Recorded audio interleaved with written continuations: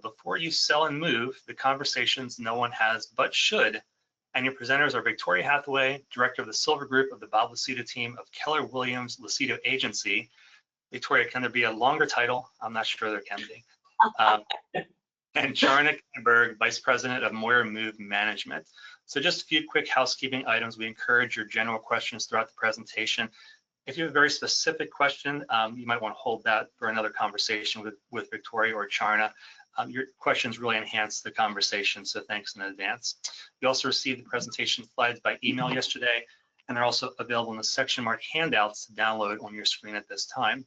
And following the webinar, you also receive a brief feedback survey. We'd really appreciate you taking just a couple minutes to fill out this brief and simple survey. Your feedback is very important to us. And here at Elville and Associates, we work every day with clients and families guided by the education, collaboration, and compassion principles. And we're always available for consultations to discuss your family's needs, whether it's if you're starting with estate planning from the beginning for the first time, if you have documents that may be 20 years old that need to be updated, or another matter. Steve Elville and our team here are here to provide counsel to you for all of your legal needs.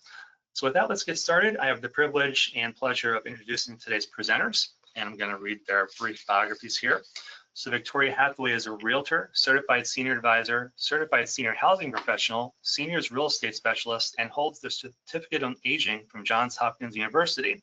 She's past president of the Coalition of Geriatric Services, also known as COGS, and she also serves as a commissioner for Howard County's Commission on Aging, Johns Hopkins University's Aging Studies Advisory Board, Maryland Gerontological Association, and National Association of Senior Advocates Boards. Victoria has volunteered for a decade of driving for Howard County's rideshare program called Neighbor Ride, and she's also the director of the Silver Group for Keller WilliamsLucido Agency. And the Silver Group is a unique division providing specialty services to address the challenges associated with the senior move. Charna Kinneberg is a certified senior move manager and executive vice president of Moyer Move Management. Moyer Move Management, based in Clarksburg, offers comprehensive senior move management services tailored for older adults transitioning to new living arrangements.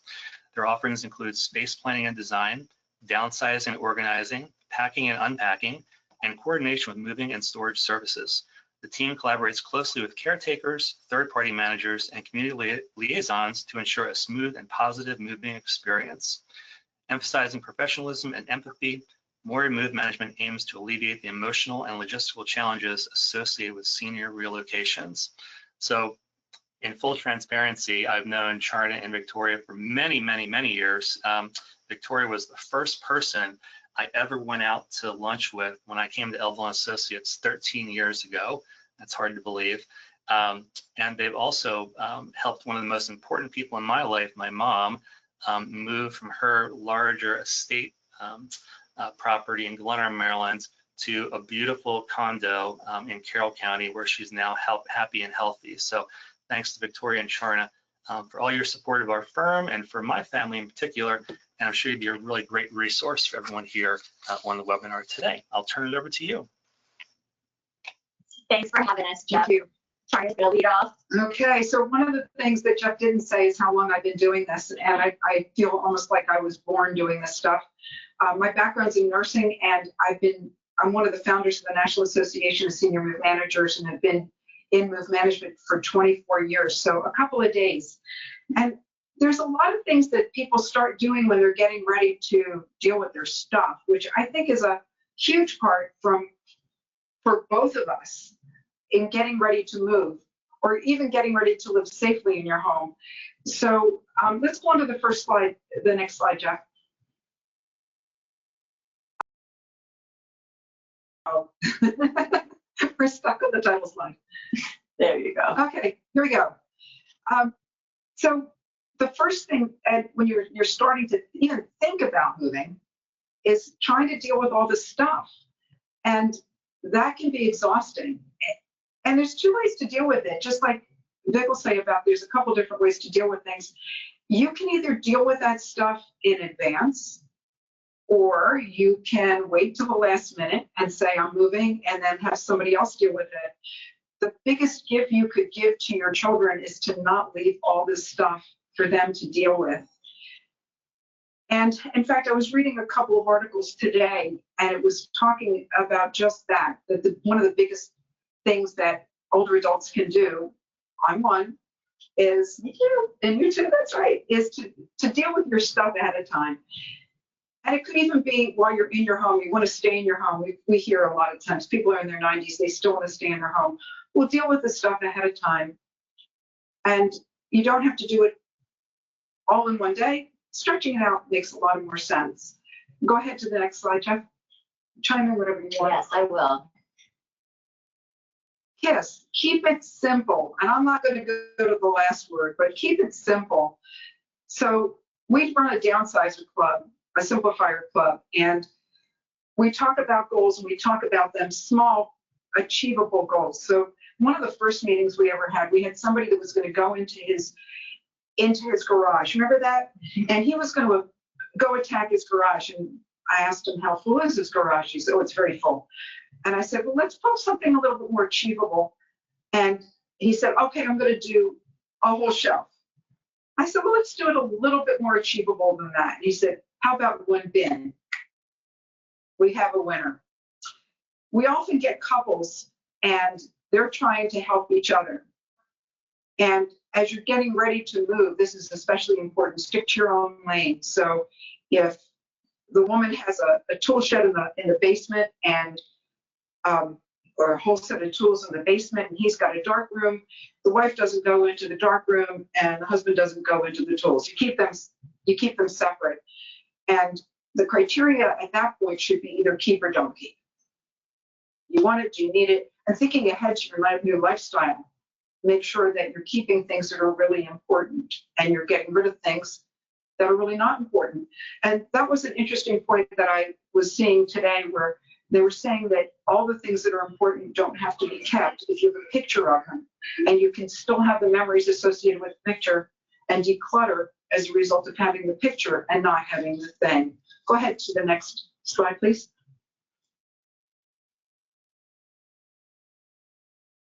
Interestingly enough, the value in your home is not in all the stuff in the home.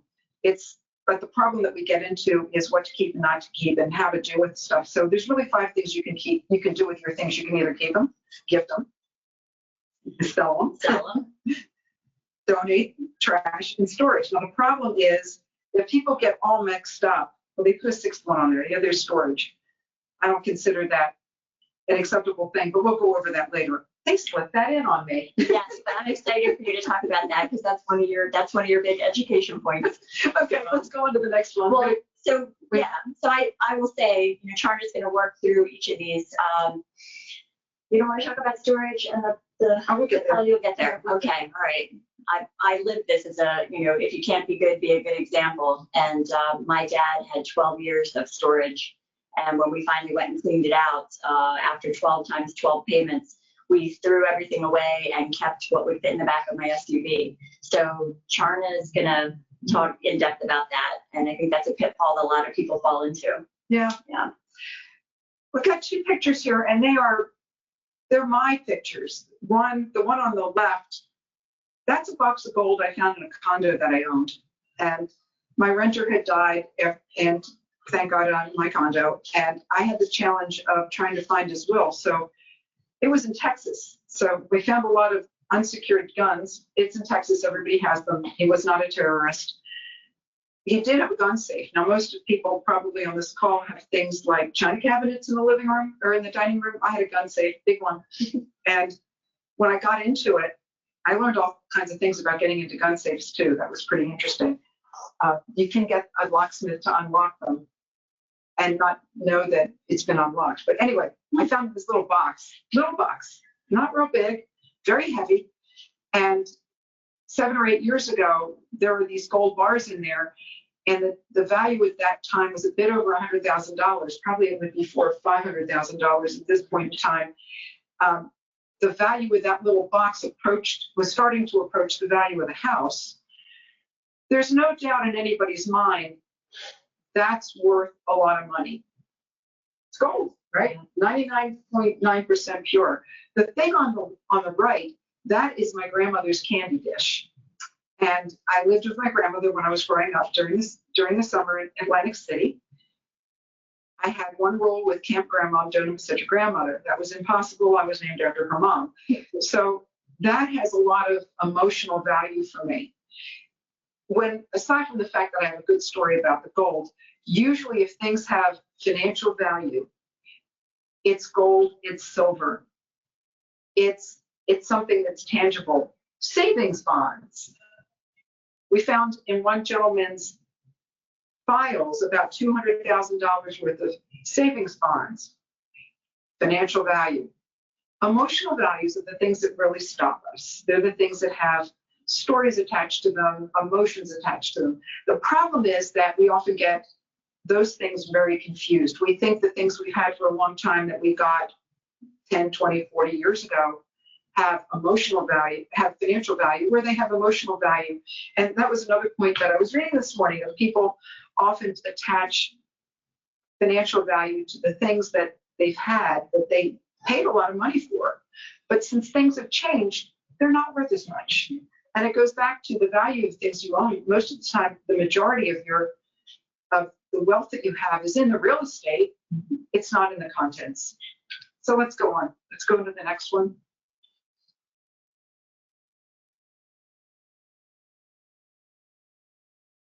I think I've got Jeff going out for a cup of coffee in between.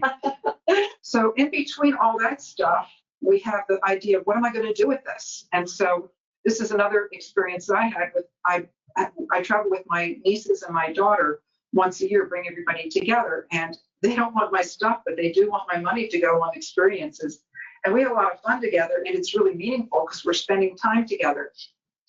And today, most people, and I suspect a lot of the people on this call, if you offer your children the things that are of value to you, they're going to say, I don't want that, because they don't want a lot of stuff. They want to have the freedom to lock and leave and to go climb a mountain, which they got me on top of in this picture.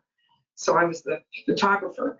They want experiences. Now, one thing you can do as you're getting ready to sell your house and you're figuring out what to keep, not to keep, if you have family recipes, you can create experiences with those family recipes by making the things that are special to your family with your loved ones. That sometimes has value. Mm-hmm. Not a lot of financial value, but a huge amount of emotional value, and something that you don't want to throw away. Let's go on to the next one. And as you're thinking about gifts, you want to make sure that you're giving gifts and not obligations. And true gifts don't have any strings attached. They're things that somebody else really wants. Or if you're giving them to somebody, even though they say clearly, well, I really don't want this, or you think they want it and they're willing to take it, and then you describe it, as Vic's going to in a minute, of not exactly ending up where you thought they were going to go. So tell your story. So Charna preaches and practices what she preaches, then I've become a true believer. If you give someone a gift, that gift is to them and there's no string attached. So I love your string image here. Funny experience of driving overnight to Maine to surprise our kids with an early arrival, and getting there just at the start of my daughter-in-law and her friend's collaborative yard sale.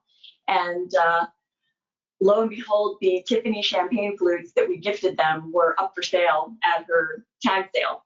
And she came over to me kind of nervous, laughing, and said, your son is very upset that I'm selling these and you're here witnessing me sell them. And I said, Emma, when we give something to you, it's yours to dispose of as you wish. And if they don't fit your lifestyle and you can monetize them, by all means. When we share that in person, you can see people's faces fall. Either they're valuing the Tiffany brand or they're valuing the fact that I gave my daughter-in-law something. And Charna and I are kind of iconoclast with that. We say what we mean and we mean what we say. Mm-hmm. Yeah. So, yeah. And there's a lot of freedom there. And then there's less emotional relationship baggage there. If you can get there, I highly recommend. Definitely. Okay, so let's go on to the next one. No strings attached as you give something. Do you want my phone? Okay, so there's a lot of ways to get things out of your house, and frequently people want to get money for their things, right? Yes, ma'am. Okay. And I want people to get money for their things. Well, I do too, but I want to that. But you know what? You can spend a lot of money making a little bit. Yes, so ma'am. I call it don't be dime dollar smart and or dime smart and dollar dumb. And I say the stingy man pays the most. Yeah. So as you're thinking about ways to get rid of things, every single way that you're going to think about getting stuff out of your house, there's 3 factors to consider: the time, the hassle, and the safety. So there's lots of different ways, and I think we've experienced them all. So Vic's trying to help the realtors get the house up for sale, and they've got 1 month to do it, right?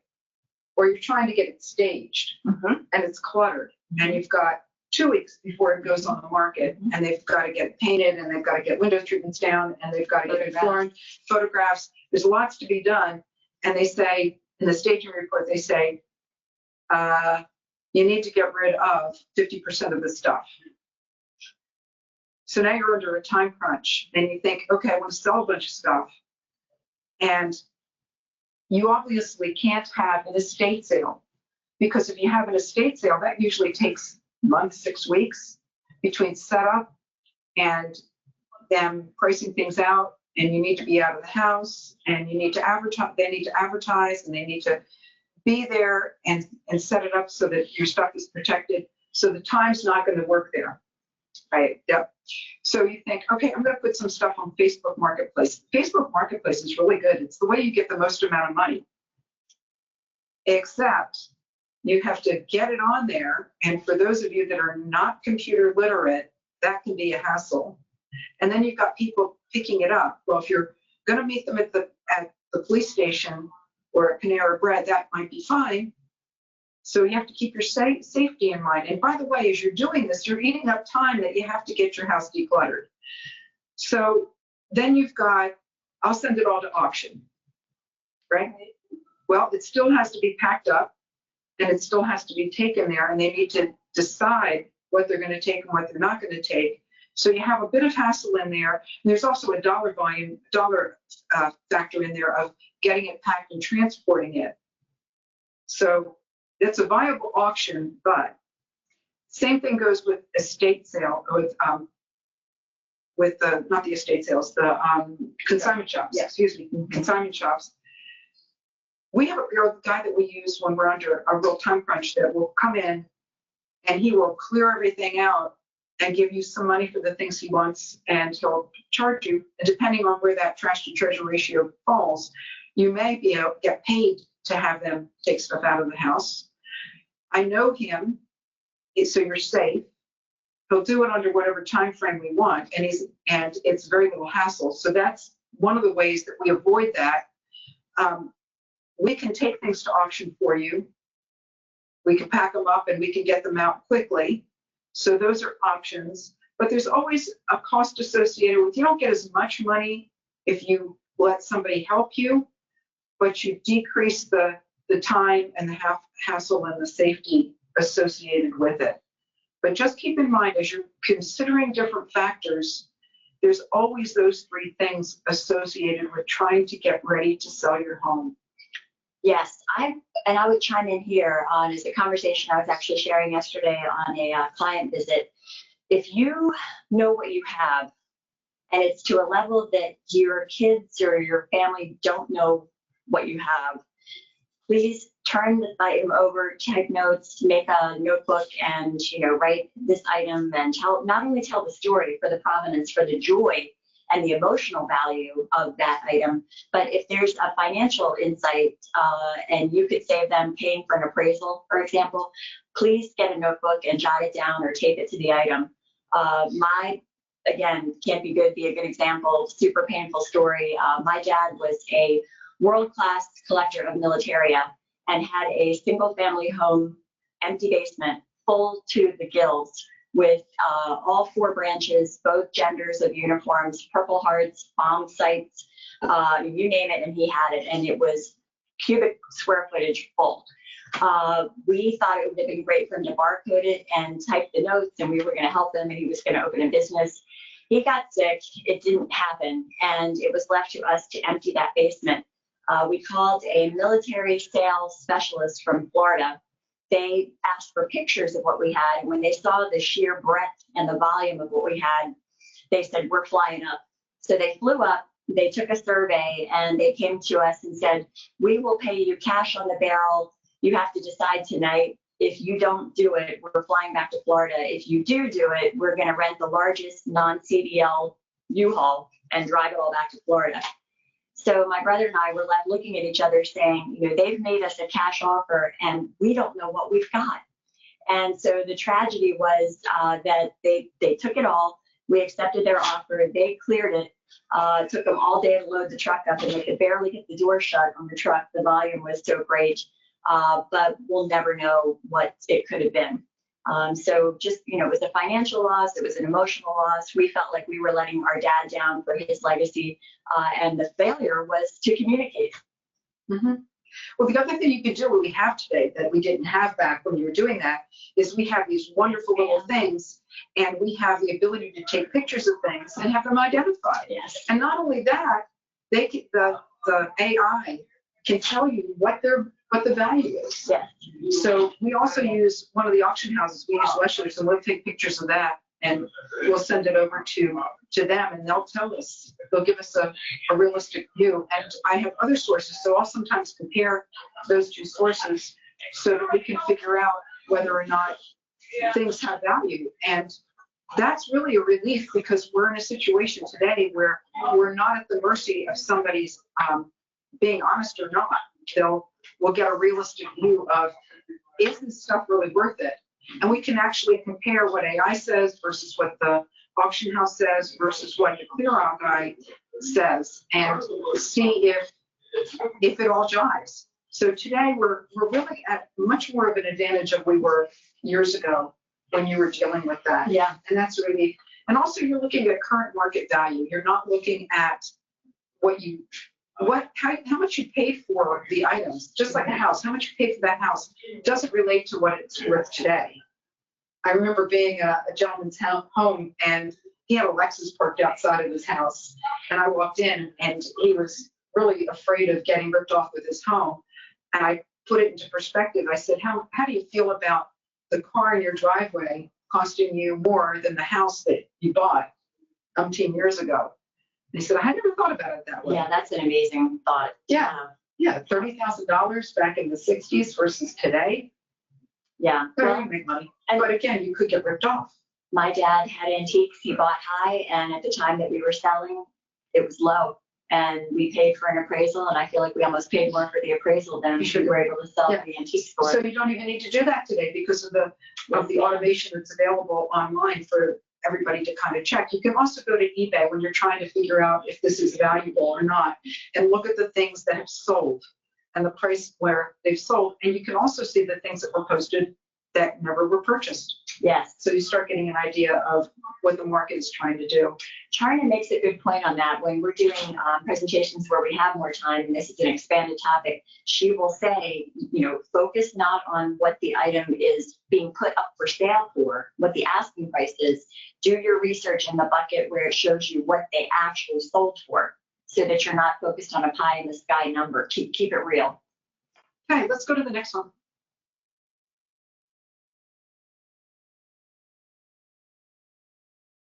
There are lots of places to donate things. They get full. Yeah, we drop things off at Donation Nation, and every once in a while, especially during the summertime, we'll say, enough, we've got enough, we don't have any more room. And that happens, I think, with everyone. So you have to get a little creative sometime. Habitat is great.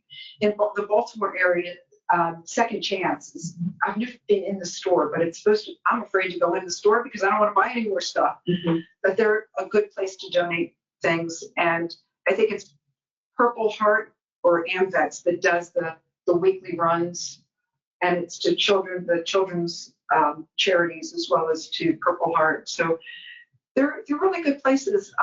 When we talk about this in our Simplifier group, there's lots of creative ways to donate things, and somebody will pop up and say, well, my church group has a shredding event on a week from Saturday, or we're having a rummage sale. And so there's a lot of value in those groups beyond what we can offer you. But with a little bit of research and planning ahead, you can donate a lot of things. If we've got our truck there, we'll take stuff to Donation Nation. And if they're full, we'll find somebody else to take it. So let's go to the next one.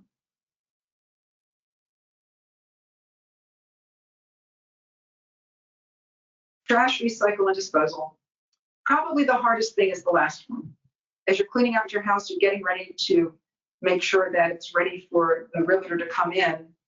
Keep in mind the toxic waste that we have in our garage, which are paints and yard chemicals and the cleaners.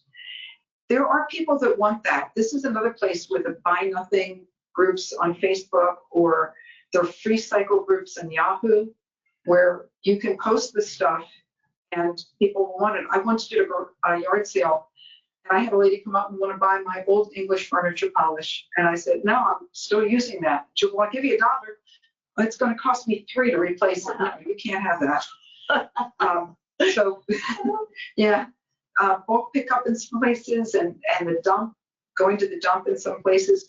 Paints, if you don't have a lot left in the paint and it's latex paint, you can put kitty litter, the stuff that dries it out, or there's specialty stuff that you can get at Home Depot that will dry it out. And you can throw the dried out paint cans in the trash, but it's got to be completely dried out. None of this stuff, including medications that are out of date, none of this stuff should go to can go to the dump without them saying okay. And you also can take those medications to boxes that are in the police station, and some of the drugstores will have them as well. Yes, my contribution, I'm a Howard County girl, born and bred. And so one thing I want to make sure to pull a thread out on is the bulk pickup. Please know that at least in my county, if there are any Howard Countyans on the webinar today, you can call the county and you can say, I have a refrigerator. And if you, the consumer, can get it out to your curb, they will schedule the pickup and they will haul your refrigerator away. It's amazing, it's magic. And I really want everybody to know about that. Also, but wait, that's if it's broken. But if it's running, call BGE, they'll pick it up and send you $50. Oh, that's even better. Maybe the Charna should do me one better. I want to tell that refrigerator running, is your refrigerator running joke now. Also, Howard County Strong, I can share that there's a document shredding day coming up Saturday, April 11th at Howard Community College. And I think it's at 10 to 2. Get there early when their trucks are full. It is done. They're finished for the day. And bring it in bags and boxes. So, and these things that we're sharing are pretty much county by county, and you can use your Google, and Central Maryland is pretty uniform in this regard, but it's nice to turn people on to specific resources. I know our landfill does a thing during the winter where they'll have some scheduled days, but come springtime, they're doing the toxic waste collection pretty routinely. And again, in the spirit of you can't be good, be a good example. Before I knew that Charna existed and we were caring for my dad's home clean out, downsizing clean out, we were doing it as civilians, and it took us forever, and there were a lot of mistakes that were made, and it's kind of bittersweet to look back now all these years later and to be so close with Charna and understand how she works, how the industry works, and all the agony that we could have been saved. But I can clearly remember doing the man hours there Tuesday night for 6 months. And we would leave a pile for trash, and we would put a pile out for recycling, and just, you know, you're chipping away at it. But I would say that these things also go double, triple, even if you're not a home seller. You can really take an approach to this and project manage it, even if you're staying put. And most people do want to stay put. I have all the respect for that. 85% of people don't want to move. Yeah, yeah. So for Charna's topic, I'm always, even though I work in the real estate industry, careful to point out to people that I hope you're listening if you want to stay put, but you want to optimize your life and your lifestyle in the home where you're living. Mm-hmm. It doesn't always have to be about you're packing up and you're on the move. And it can be just as life-changing when people come and talk about, you know, they brought in and they did the downsize, they, you know, essentially staged their house, moved paintings from other rooms, changed the artwork and the plants around, and then, you know, really into the nitty-gritty, the ability to, and I don't know if you're talking about that today, but the ability to manage and organize paper. We've worked for people who are retired professionals. lawyers, doctors, therapists, they're closing down their practice, and there's assistance that Charna can render for the paperwork side of things. We have a whole special group that is just dedicated to helping people do that. And along that same line of staying in your home, this is from personal experience. My dad was a bilateral amputee. When he lost his first leg, my mother was complaining, I have to get up all the time and I have to give him everything he wants. And gosh, it's a lot of work. And I said, Mom, there's probably an easier way to do this. And my mother was Mrs. Clean. She wore out a wool carpet by vacuuming repeatedly. So she wasn't real pleased with what I came up with, but I asked my father, who was in a wheelchair after his first amputation, I said, Dad, what do you use routinely that Mom's having to get you? And he said, a glass, because I've got a glass of water, my plate, a mug, some silverware. Fine. So I made a little space on the counter, and I put all the stuff he needed routinely, and that way it cut down the effort that my mom had to make. Mm-hmm. So I wouldn't say I made her happy, because now there was clutter on her counter, but it did make her happy that she didn't have to get up so much and that my dad could be more independent. So that was, I would say that was a 75% win. But we can work with you if you want to stay in your home, and especially if you have, things don't get better when we age for some reason. We're not like wine. There's sometimes we have to make some modifications so that we can live our best lives, and we can help you with that as well. Yeah. So let's go on to the next one. Charna, can we pause for a question? Oh, sure.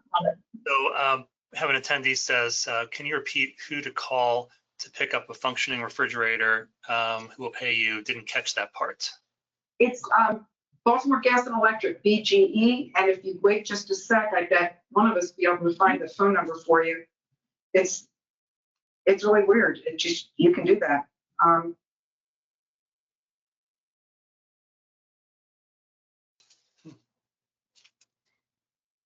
I would say BGE customer service would probably be the best thing.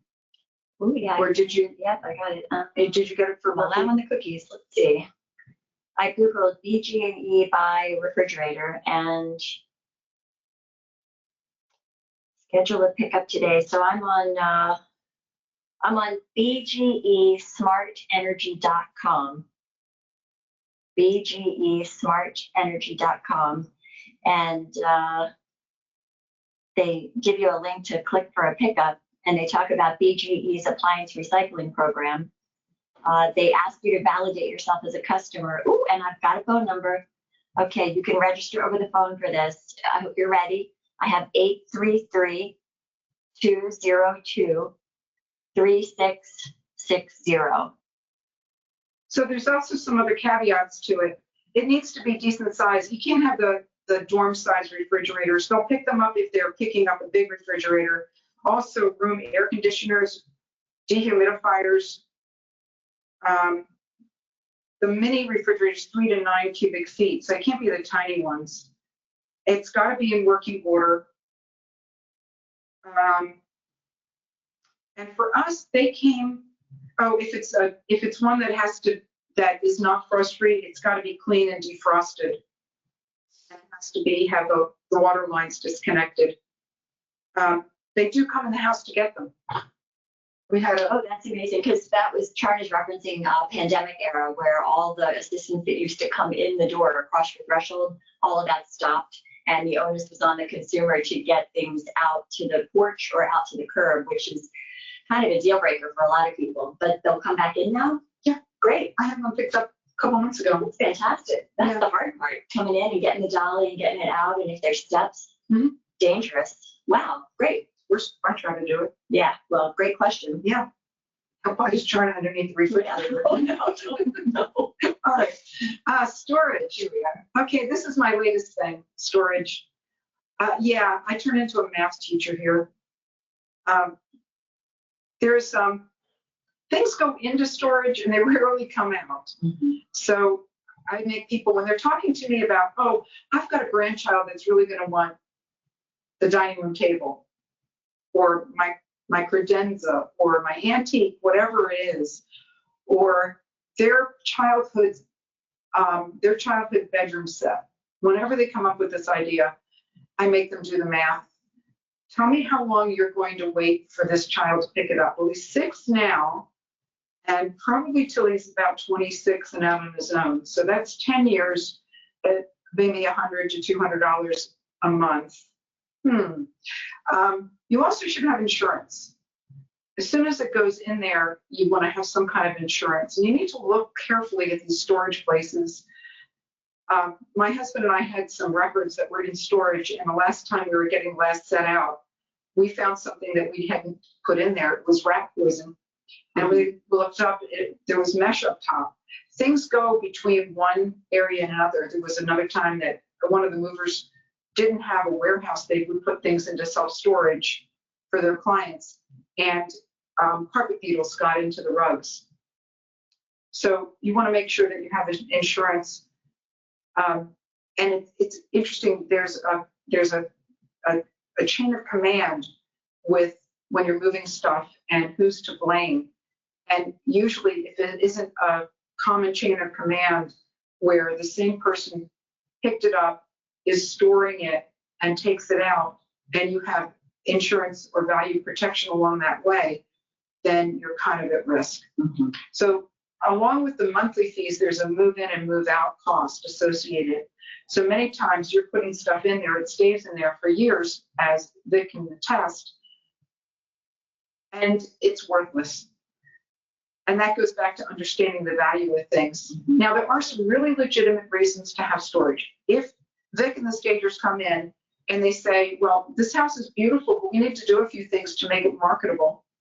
Understanding that we're making it marketable so that other people want to buy your house, not that you necessarily want them to, or that you like the way it's being presented, but they've got the expertise to say, okay, here's how you want your house set up so that it's great and it is really something that somebody wants to buy, and we're going to get the most amount of money for you for this house. A lot of times you have too much stuff, and when they tell you pack up all this stuff, you don't have any place to put it, because God only knows, some of us actually keep cars in the garage. Yeah. So then you turn to self-storage, and you put it into self-storage. Now, if you're using this for a moving company, we're even better, because we'll put this stuff, we'll pack it up, and we'll put it into our warehouses. So that makes sense. We give you a month free warehouse storage for the warehouse, so that makes it really very attractive. And it's already in there, so it's easier to load the truck. There's another reason, and this is another one I discovered, and that's when my husband sold his business, we had to keep records for a period of years. And so he looked at me and said, we can put these down in the basement. I said, no, we're not. I don't know about what we means, but it's not going into my basement. And I believe we still live in the same house. So what we agreed to for these 40 or 50 or 60 boxes was, let's get a storage place, and we're going to keep it for a period of a few years. And what we did is we put the newest records in the back and the oldest records in the front. And each year we would go take the oldest records out and take them to shredding, and then close it up for another year. And this went on for a number of years until we finally took the last packets, the last boxes out, and left the rat poison for the next tenant, and got the last stuff shredded. So that makes sense. Sounds like what you should do for your taxes too. Oh yeah, 7 years, and when it rolls up, well, hopefully take that year and shred it. Or yeah, people are doing things online now. Yeah, hopefully you're not keeping all that paperwork in a self-storage place, because that would be perpetual. So online and scanned and all the stuff you need. Actually, what I do, there's debates about how long you need to keep the taxes. So what I do is I have individual bins for each tax year with the documentation, and then I have all the tax records in a separate bin. So that way I don't have, if somebody wants an older tax return, I have it.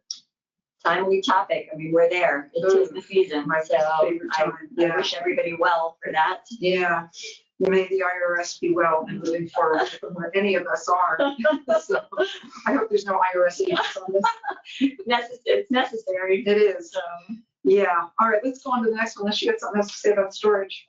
No, just, it was painful to have lived that experience. And, 12 times 12 is 144, and it wasn't $1 a month. So you can do that math. So getting help. We encourage in the simplifier groups to try to get people to work together on the buddy system. And that can sometimes be really successful. It's free. You're in the same boat. You're trying to go through stuff, so there's a lot of commonality there. When you're doing it with your family, it can cause some true issues. From the perspective of you want to keep it, they want you to get rid of it. They want to tell you stories. They don't want to hear the stories. They're not in a spot where that they want it, but maybe you should save it. Or by the way, hey, kids, can I use your house to be able to store my stuff until I get my own house? I'm living that right now. It's all good. Yeah. So there's issues there potentially. Professional help. This is really interesting that we do provide professional help. Now, some people say the negative, they have to pay for it. Mm-hmm. So that goes back to your comment. Yes. The stingy man pays the most. Uh-huh. Yeah. And professional, you've got to define that. Let's go on to the next one about professional help, because there's, oh, by the way, there are true organizations. No, go ahead. You're right. Next one. There are true organizations that provide professional sorting help. NAPO is one. Those are professional organizers. NASM is another. If you're moving and you're trying to get ready for a move, my lean, of course, is to NASM. I'm one of the industry founders. We work very similarly, except with NASM, you have usually, on the small side, you'll have multiple people there to back you up. On the large side, our company has close to 70 people on move management. And we also have a bunch of movers. We have 55 trucks that go, 55 trucks go over the United States. And we've got over 100 movers. So you've got a bigger resource in a NASM company than you generally do in a NAPO company. But if you want to do it a little bit of time, it's just different philosophies. Whoever you hire, liability insurance is an absolute must. We're talking the other day in my company about the different types of insurance versus valuation. Valuation is if you're having somebody pack you up that's a mover.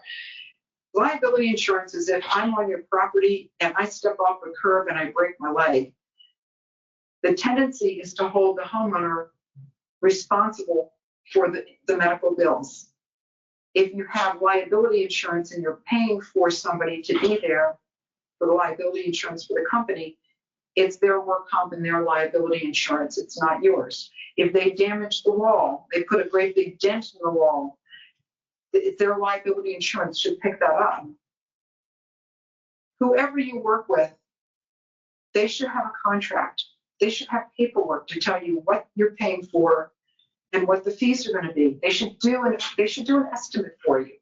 You want to be able to check their references, look them up, and they should be able to do a free consultation. There are some companies I know that will charge you for that initial consultation and say, well, if you sell with us, if you buy with us and you use our services, we'll go ahead and we'll credit you towards your first visit, for your first actual work. Well, that kind of is kind of a inveigling. Yeah, is my word for that. Premature marriage. Yeah. Yeah. So, yeah. You got married before you ever went on a first date. So it's important to understand the ins and outs of the paid help that you get. There's a lot of really good qualified paid help out there. The other thing is I've heard of people starting up a business and they'll say, I'm just getting started and I'll just charge you $35 an hour. I've done this with a few of my relatives. I'm really going to think about getting into this business, which is the bane of my existence. Either get in or don't get in. So if you're thinking about it and you want to help somebody else and you're going to charge them a bargain rate fee, goes back to the stingy man pays the most. The industry average rates in Maryland tend to fall between $75 and $150 an hour. So that's where most of the companies that I know of will fall. If you're getting that bargain rate for $35 or $50 an hour, make sure that they've got the insurance, make sure you understand the contract, that they're giving you a contract, make sure that You know who they are, they've got some experience, and they have some decent reviews. More than one? Yes. Yep. Okay, on to the next.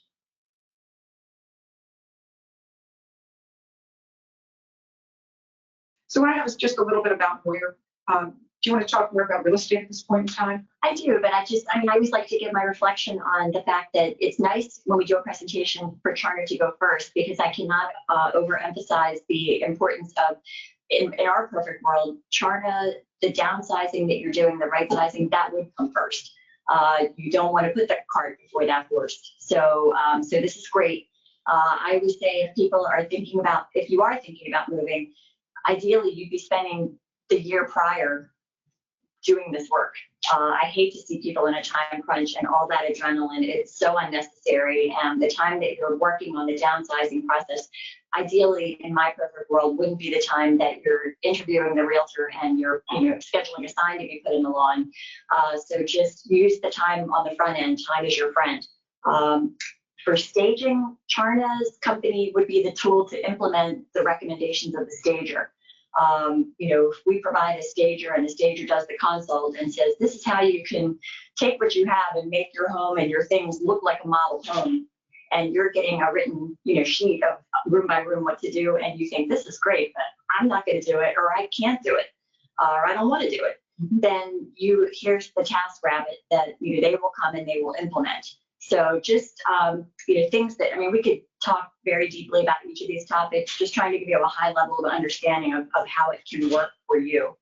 And again, remember that all of this can be, even if you're not moving or not moving anytime soon, it really behooves people to stay on it. My joy of running around with Charna for 12, 14 years is that this has become osmosis for me. So I can park my car in the garage. My basement is basically empty and tidy, and things are in bins that I use for holiday storage. I don't put things in the attic. There's some trauma there, but you can get there. You can get there from wherever you are. And I encourage everybody to have a conversation one-on-one, and that there's not a fee for that consult like a lot of companies do, which I think is not great. So there. And if you're staying in your home, we've got an interior designer now that's on staff too. We can help you give yourself a breath of fresh air if you want. Have some fun with it. Yeah. We have a question here. Yeah. Our question is, do you work with people in PG County, and do you have information on movers for out-of-state moves? Well, actually, if you go down to the next couple slides, you'll see that Moyer goes all over the country. We also deal with international. Although with international, there I'm really talking out about taking stuff. The last one I did, we gave her a price for shipping stuff to England. And I said, honest to God, you're going to be better off buying this stuff in England and just putting whatever you need in a couple of suitcases, even if you have to pay the upcharge to get it across the pond. So we do local, long distance, and international. We have 3 warehouses. We have 2 warehouses and 3 dispatch locations. We go all over the place. And if you're trying to move to a different part of the country and you need some help on the other side, I'm a founder of the National Association of Senior Move Managers. I continue to participate in the Ethics Commission. So you can call me and I can say, well, you're moving to Tampa, Florida. You need to call Kathy Blair. Or you're moving to Colorado, or you're moving to California or Seattle.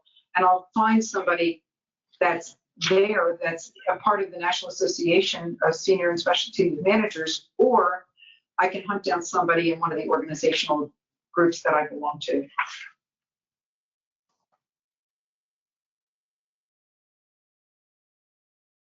Cool. Okay. Yeah. Did that answer that? Yes, thank you so much. Okay, good. So what else? You all set? I'll keep my mouth shut for a few minutes. Okay. I drink my drink. Here you go. I love Charna's topic so much. I like if I go and people want to talk to me about Charna's industry, there's a comfort level talking to somebody back channel. And there's a lot of joy for me to know as much as I know, to not be doing what Charna does. But I am a true believer in specialty and specialist. And Charna and I really like to stay in our own lanes, but it's a lot of joy to understand the industry and to turn people onto it and to help people know what I didn't know in my BC era, which was my before Charna era, 15 years ago. That's about right for my age. No. I'm going to go quickly. I'm going to talk about 5 things that I would like for people to know that the realtors typically don't tell, don't talk about, and maybe even save a little bit of time for questions.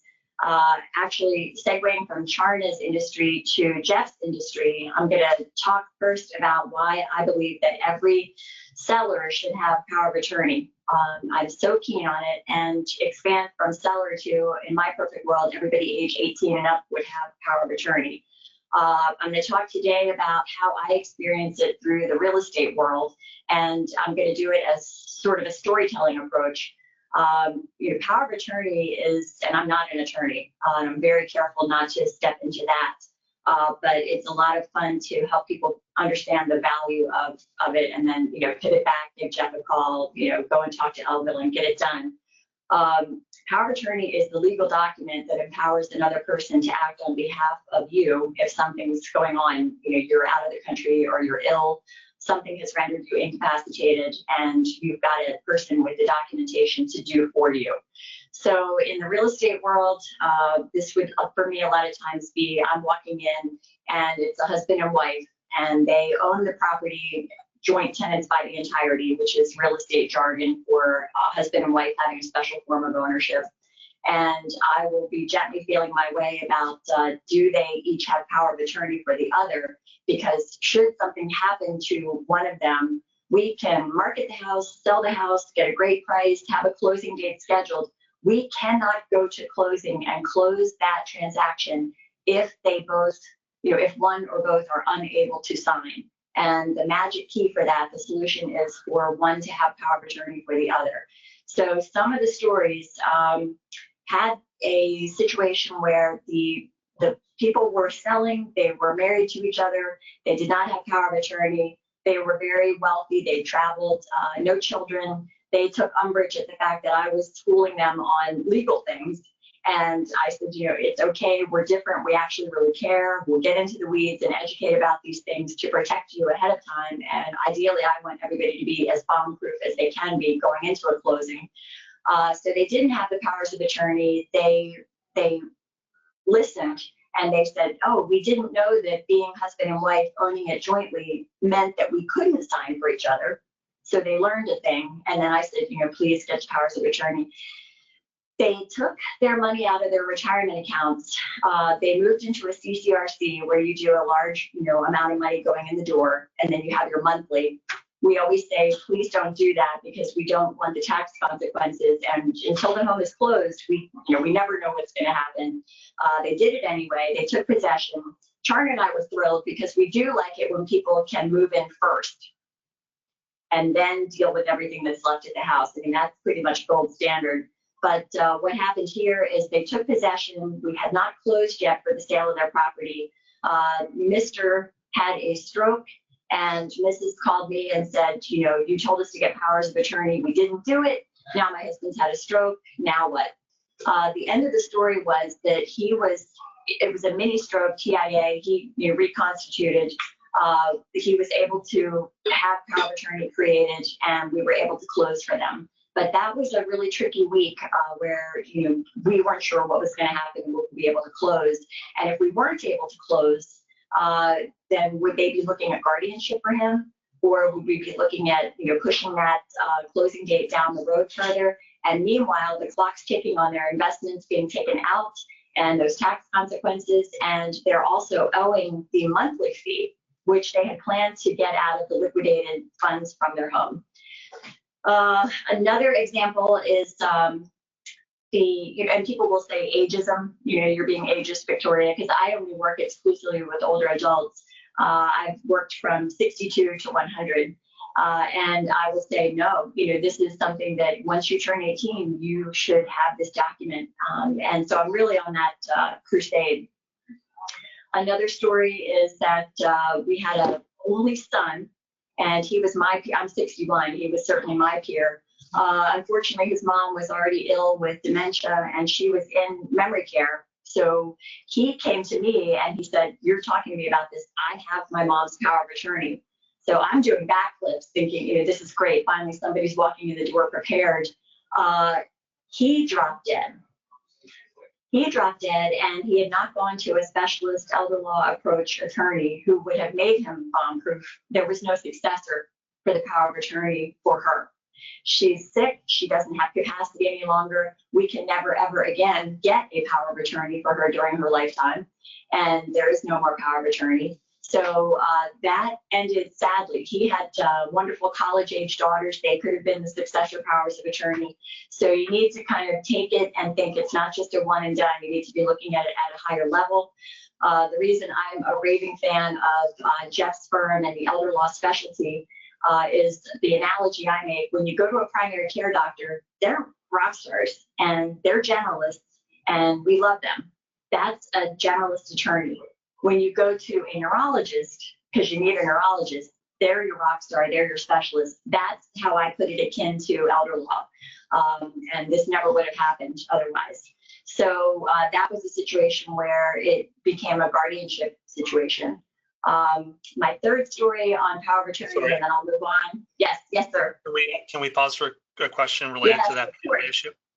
Who is good to give power of attorney to, just in case joint spouse homeowners aren't there at home closing, but alive? Right. So they're talking about they're like physically not there. They're not talking about one covering for the other.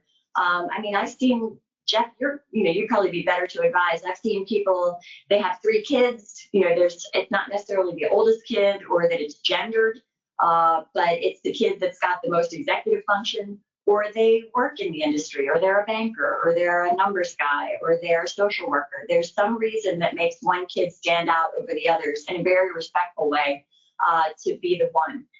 And then, Jeff's firm would be the one to say, how to rank them, how it flows. I have heard that it's bad advice to have them be, equal, that it should actually be a stair-step ranking. Yeah, Victoria, I would agree with that. Again, I always have to say as well, I'm not an attorney. I'm around a lot, but I'm not an attorney. I agree with that. Certainly having a conversation with our attorneys here at Elville to discuss who the best person would be in your life to serve as power of attorney. Sometimes, like you said, it's the responsible son or daughter, another family member, possibly, perhaps a financial advisor, but certainly a conversation to have with an attorney that does deal with estate planning on a daily basis, for sure. Yeah, and that touches on a trend in our aging demographic, which is solo aging.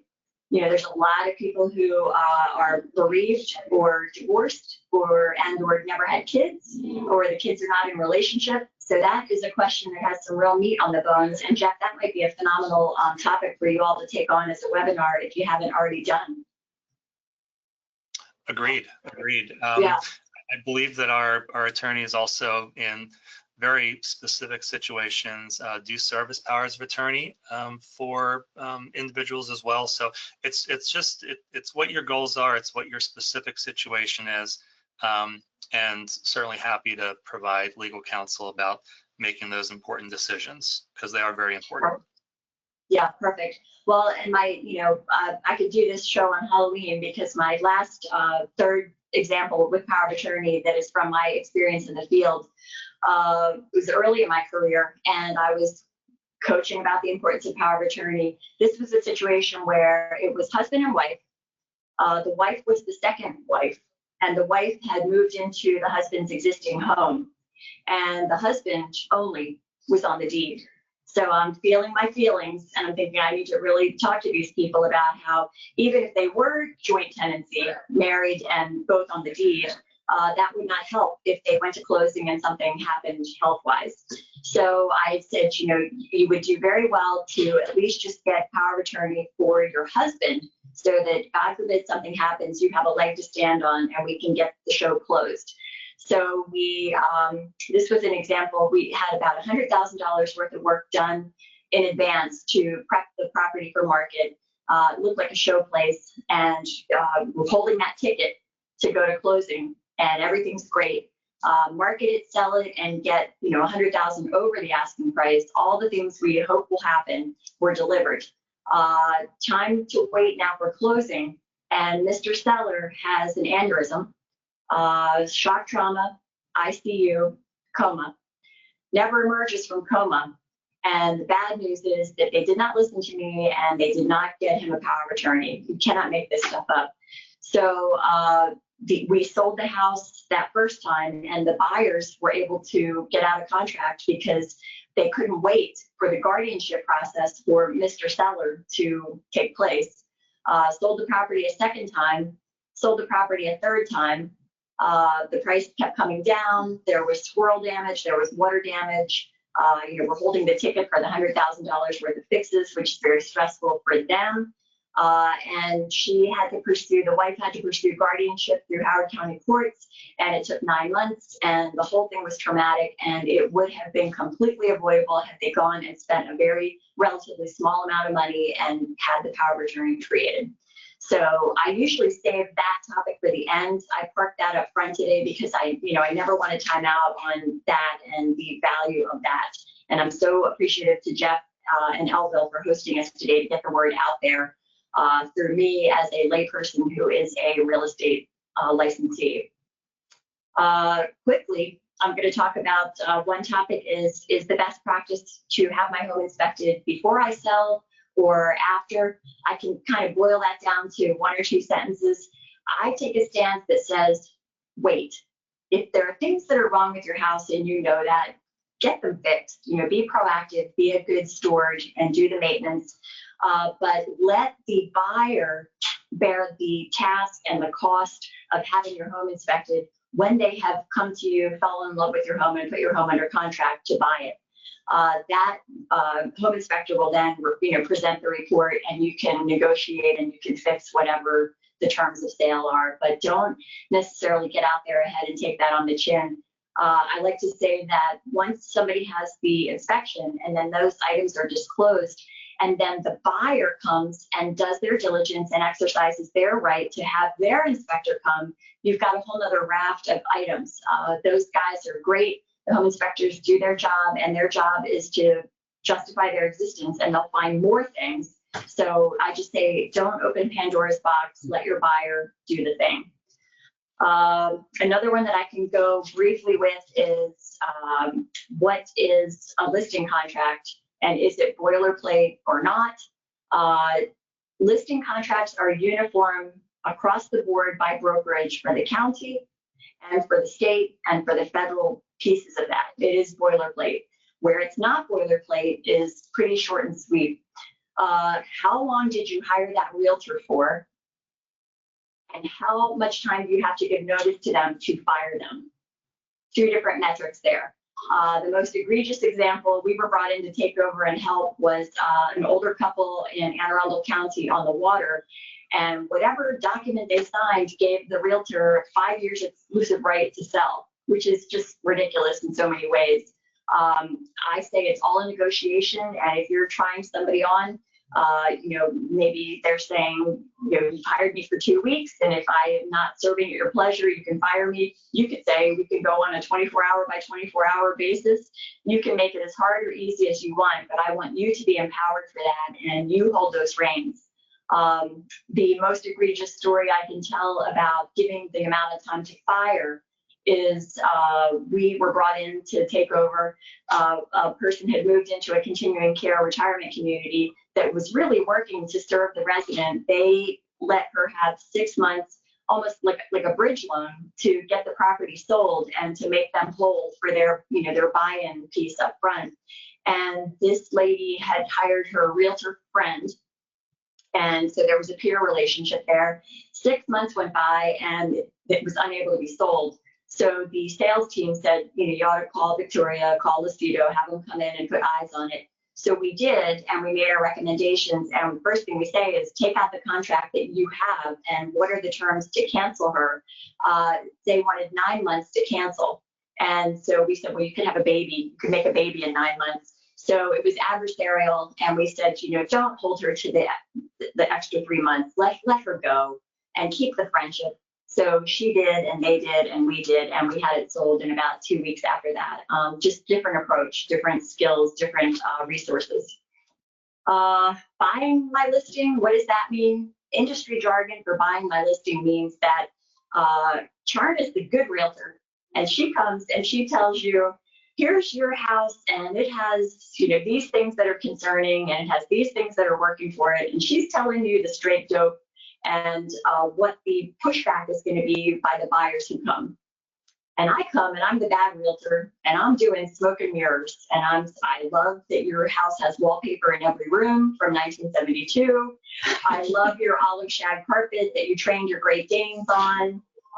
And your deck has so much rot, but it's okay. It's a beautiful landscaped backyard. So I'm blowing smoke, and, you know, and we're both charging the same. And you think, boy, you know, Charna's Charna's hard. And Charna's telling me all the things that, you know, that I don't want to hear that are wrong. I like Victoria. So you pick us, and we put your house on the market, and we put it at a high price. Charna said it should have been lower to reflect condition. And nobody comes to your open house, and nobody makes any offers to buy.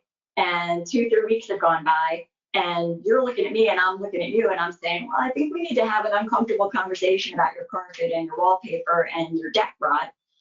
We need to drop the price. And the price now is where Charna said you should have started. So it's a whole, I could go into the weeds for an hour on this topic, but when a good realtor comes and tells you the straight talk, and that's advocacy in the privacy of your kitchen, how you're going to come out of the starting gate in the right way. And when we say that agent bought the listing, if I'm the bad agent and I told you everything you wanted to hear and I can sell it for a higher price, I bought your listing. And that I just, you know, played out for you how it ends. So awareness when it sounds too good to be true, and how that actually happens in real life.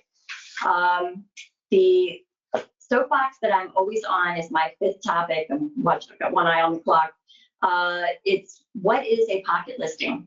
And can it be good for me or bad for me? You want to see my claws come out and my fangs grow. It's all about the responsibility that a realtor, as a licensee of the state of Maryland, has to a client as a fiduciary. And I think it's getting rather fast and loose with the pocket listing, quiet listing. So the way a pocket listing can be good for a client, I'm going to tackle that first.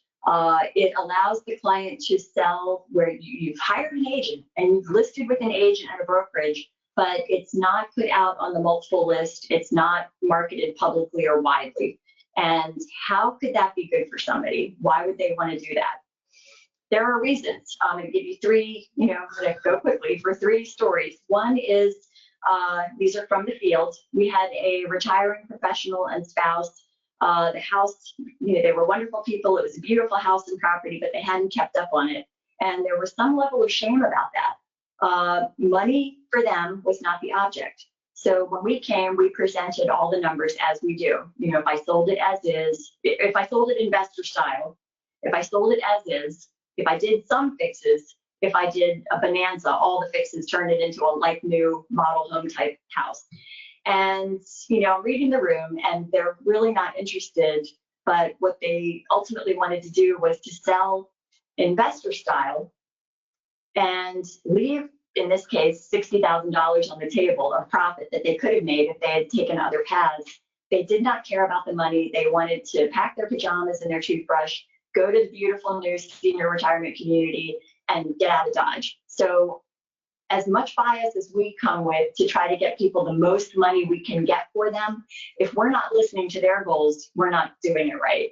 So that's an example of people who wanted to do it on the quiet, and they were fully informed and they made the choice. Second story is people who were pioneers in my nearby town of Columbia, and they were very strong on community. They became best friends at the end of their cul-de-sac for 40, 50 years with their next door neighbors. Their goal was to get market value when they sold, but they wanted to sell their property to their next door neighbors' children because the next door neighbors and children wanted to take an age in place in the home, in the neighborhood approach.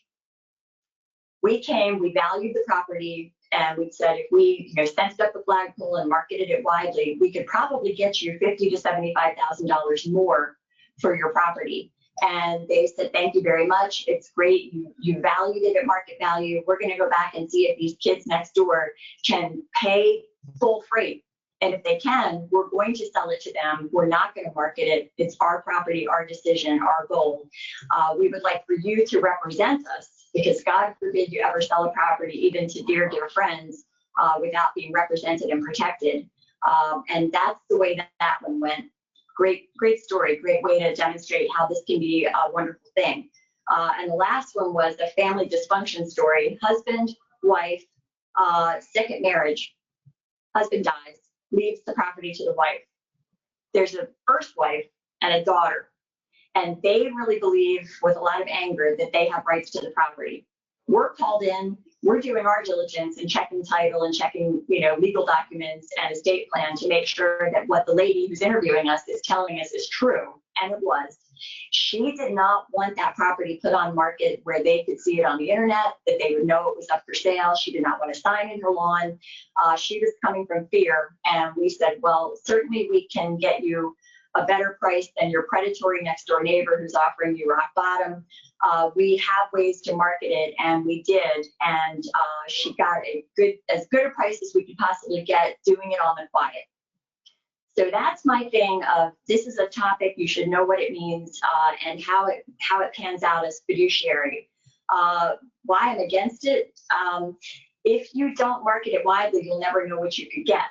And federal fair housing takes a very dim view of brokerages that are embracing this. It's good for the brokerage, and it's typically not good in a fiduciary way for the client. So you have to watch out when the broker's saying, this is great, we have all these agents and we'll market it and sell it within our agency.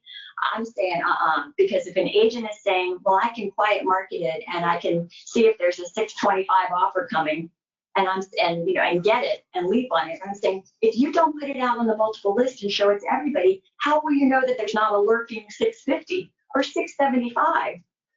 We're selling properties for 100,000 over right now. The demand is still strong. So it really is very upsetting to me to see this put forth as a good thing that's good for a seller. It's typically not ever good for a seller unless you've got these wonky situations going on.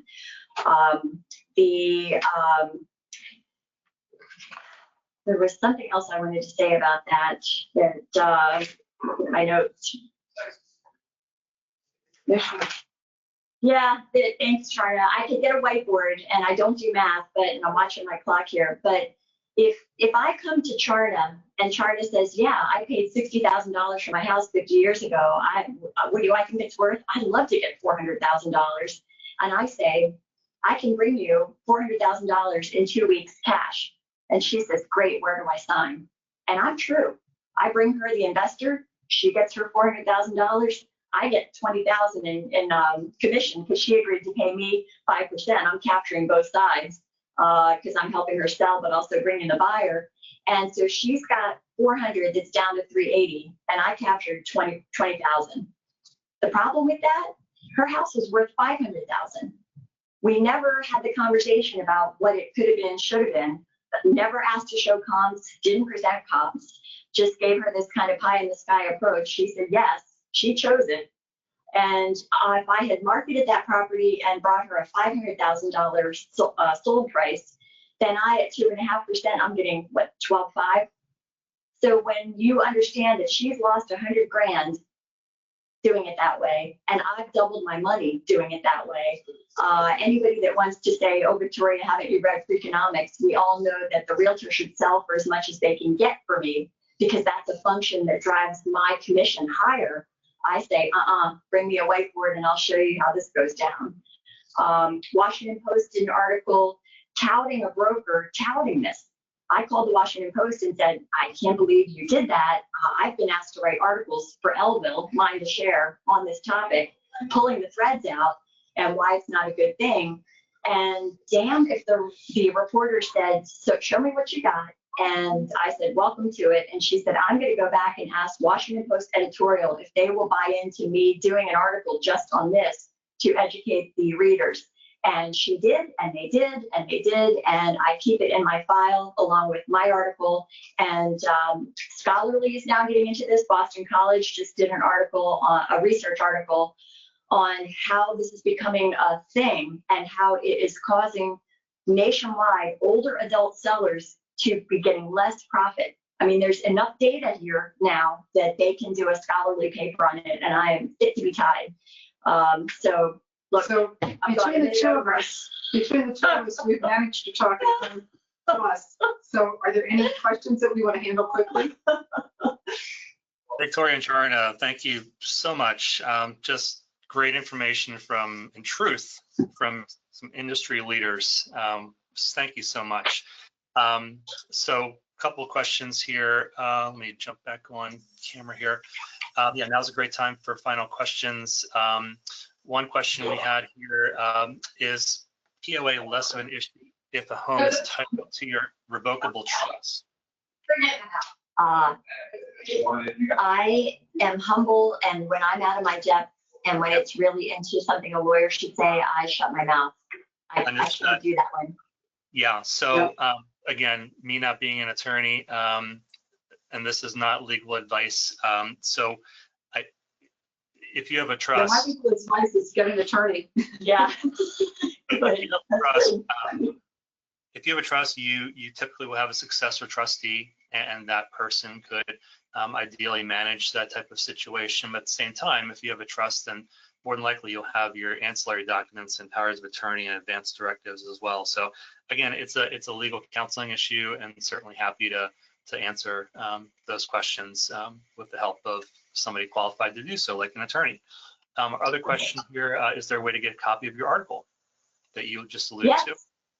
Yes, I can send it to Jeff to send to you, and I can also send you the link to the Washington Post article as well.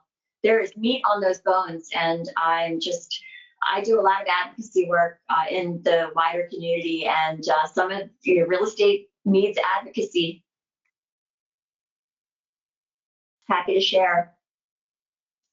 Well, thank you. All right, looks like those are all of our questions.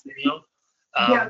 If anybody needs to get in touch with us, please have them contact you, Jeff, and you can give them our phone number and email addresses. Yeah.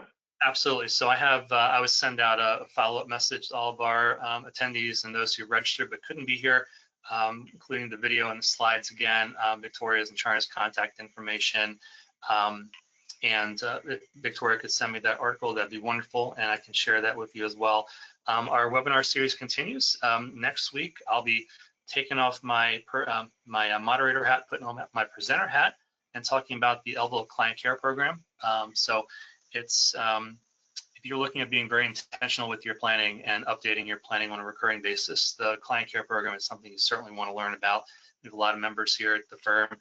We have a lot of fun with different events as well. So we'll talk for about 45 minutes on March 19th about that great program we have here. Steve Elville will be back on Friday the 20th talking about planning with intention, the estate planning process that endures, always one of our more popular presentations. And then we go into April, have a little bit of a break, talking about guardianship and the alternatives, making informed, compassionate decisions for your loved ones. So our webinar series will continue in full force throughout the spring going into the summer, and really appreciate you being here today. And thanks again to Victoria and Charna for their expert information here today. Any other final thoughts for the good of the group, ladies? No stupid questions. And working with people who have been down this path, it can really be a boon. You'll look back like I did and think, I don't know why I didn't. I mean, I can't underestimate the value of working with professionals. Only stupid question is the one you don't ask. That's right. And ditto for your practice, Jeff. I just am a raving fan of elder law practice, and so appreciate you having us on today. Well, we'll have you back. How's that sound? Right on. Okay. All right. Thanks for coming, everybody, and we'll see you again soon on the Elville webinar series. Have a great weekend. Thank you. Bye. Bye.